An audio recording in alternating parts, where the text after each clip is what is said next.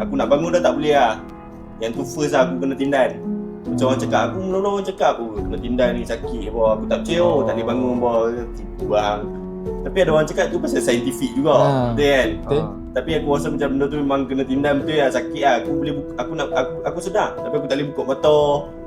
Aku tak boleh nak. Dia sedar tau. Tapi tak boleh nak buka mata apa. Tu memang yang tu first lah aku kena. Yang tu first time aku kena dengan alam mistik ni. Dan tu baring dalam keadaan baring biasa ataupun tengah mengiring ke? Okay, first aku mengiring. Okay. Lepas tu aku dah terjaga. Dan tu aku boleh bergerak ni.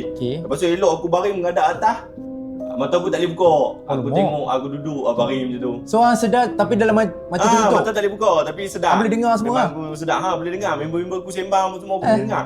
Tapi macam orang dah mati je tau. Boleh dengar macam tu lah. Tapi tak boleh nak buat apa. Padahal macam kena paralyze apa kan. Duduk terus macam tu. Itulah, tapi dalam bahasa saintifik tu orang panggil sleeping paralysis. Ya, ada macam kena sleeping paralyze. paralysis. Maksudnya kita sedar keadaan sekeliling kita tapi kita boleh bergerak langsung. Betul. Tapi kalau dikaitkan dengan alam mistik kena tindan lah. Yang tu kena tindakan dikait dengan alam mistik lah. Atau